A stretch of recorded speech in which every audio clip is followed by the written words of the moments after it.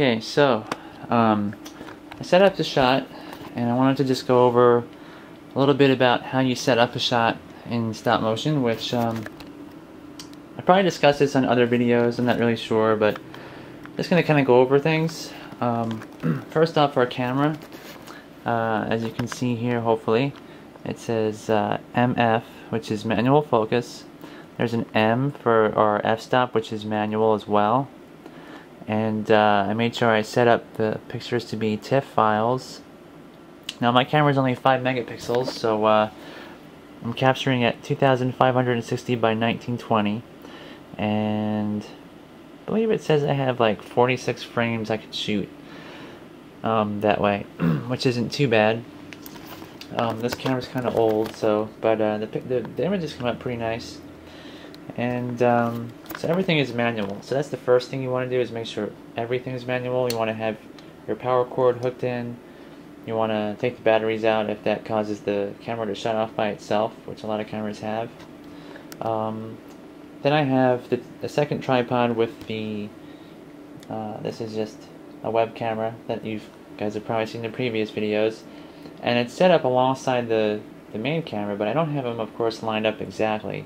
And you can't unless you take the video out to a video input, but my computer doesn't have an analog input, so I can't use the analog out on this camera right now. The other thing is I have this little remote. I'm going to use this to click off frames, which, you know, again, like in other videos, you've probably seen that, but you don't want to touch your camera equipment. You want to be really careful not to bump it, and it's really important.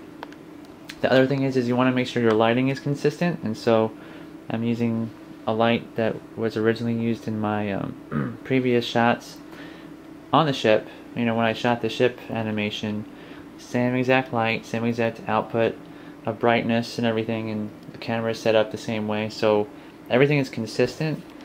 Also, I had a gel on a light behind my set before, and so to be consistent, I just added the same gels here and used a silver bounce card. It's just a piece of foam core with some silver material to reflect light back off onto these hearts as I place them on the plexiglass.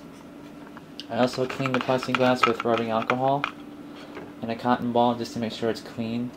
And so since this is staticky, I'm just going to pop these off, or pop this off, and then pop it back on and align it with the wooden base. So I'm going to just make sure this edge is lined up here, and make sure the corner is right there, and make sure that, you know, the bottom of the paper here is exactly with the bottom of the wood here. And that's really the most simplest way to do it. And I'm going to be using Stop Motion Pro to make sure that my frames are all, you know, make sure it's all accurate. It's not really that hard of a shot to animate, so it won't take me long. Alright, so unfortunately I animated this, but my camera reset itself because it had the batteries inside, which is what I was talking about earlier. If your camera has batteries, sometimes it'll go into standby mode, and that's what my camera did, and so it reset the focus, and so I captured about however many frames that were out of focus. So I'm going to continue this tomorrow and let you guys see what it looks like, hopefully when it's successful. Alright, it's been 2 days, and yesterday I tried to get this laptop to work with our camera, because it turns out that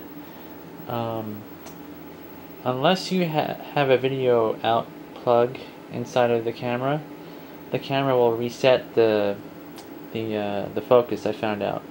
And so I figured all I have to do is like maybe just plug this in the side and it'll solve that problem, but it actually has to have an input. Like somehow it knows that there's a device that can see on a screen what's going on. So I had to drag in all my equipment into my office and set it up down here on the floor just to get the camera to stay on constantly, because it would keep shutting off, as I mentioned I think in the last video. So Anyway, it's not really a bad thing, but just wasted a lot of time trying to figure that out because I figured it wouldn't shut off. And I never set it up, you know, without this, my lunchbox and TV and old VCR. So the technology is older, and so I guess that's one of the reasons why. Anyway, so I got my light set up. I cleaned off the plexiglass. I need to, of course, pull off this heart, and I'm gonna stick on one of the smaller hearts in place. And let's see. You see here, looks like I need to adjust the exposure a little bit. Let's see.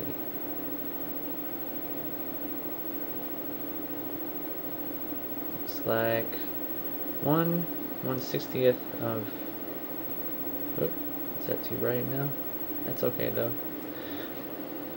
So the shutter will be 1/160th of a second at f2.0. Maybe I should change that though. Maybe what I should do is make it a longer exposure to make sure that the focus is better. So I think that's probably what I'm gonna do next. So all I have to do is change my exposure settings, and then I'm gonna start animating this, and hopefully it won't take too long. Okay, so just wrapped up the shot, and everything went smooth this time. So all the problems are ironed out, and it's really simple. But this took me, of course, like several days because of all the problems I ran into, but here it is. So that'll be the cycle, and I'll probably, for the shot, use this about 3 times.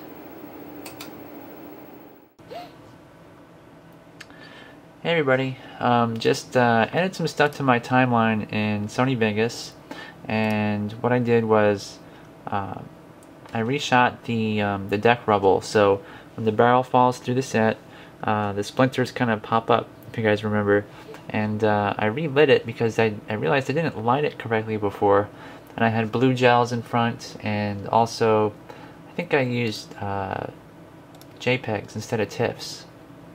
And of course you want to have consistency, like I said. So what you can see here is I've got a comparison. Green screen, just so we want to focus here. Got a green screen shot and this shot. And so what I did is I simply erased everything without using green screen. I made a layer so it's really clean. These are the relit shots. This is one for the cannon that falls through and one for the barrel. And you can also see here, so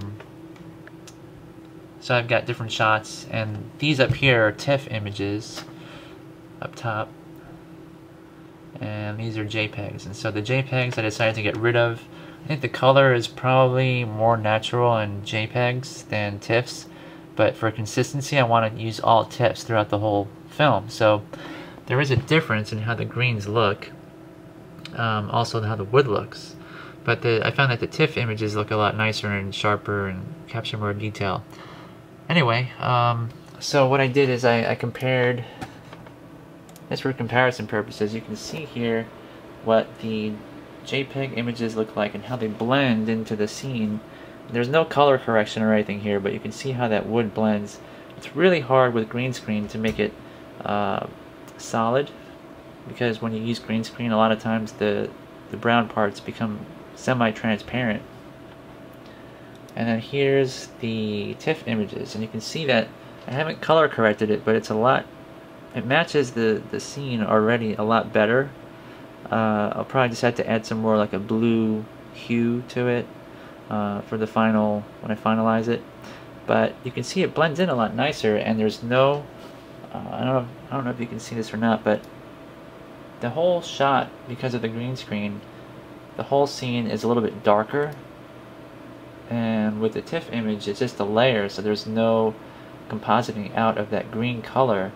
And so the TIFF image that I added doesn't take anything away from the rest of the shot. So if the green, for example, in my image was just like this, and I removed it, just that area would be dark and everything else would be light, and it wouldn't look really good. So you'd have to probably like make the image bigger and add green to the whole thing to make the whole shot darker, and I just found out that this is probably the better way to go, and that's what I'm going to do. Like I said, I can always, in Sony Vegas, you can color correct, and you just add your, let's see here, color corrector, I think. Where is it? Here it is. So you just drag and drop your color corrector into the scene, and a new dialog box pops up, and you can change all your settings, so gamma, gain, offset, until it looks right. And that's what I'll probably do. These are just some test things that I stuck in here. I'm not going to really finalize anything. I'm going to delete this, but just want to show you guys, how that looks. TIFF images, just to have consistency, and lighting is so important. And I really didn't want to take anything away from the shot, so I fixed it. But another thing that I realized is that in my barrel scenes where the barrel's falling and everything, the lighting there is different than the barrel that falls in the shot after it. So unfortunately, I had to change the lighting of this, and as I said before, this is a green screen shot, and you can see the edges probably here are kind of fuzzy. I got this fuzzy sort of thing going on here that looks really bad. Also, the barrel has too much of a blue tint, because I thought I had a blue gel before and on my main key light, but I realized it was just the light that was behind it. So I want to get rid of all this fuzzy stuff and make it match the preceding shots.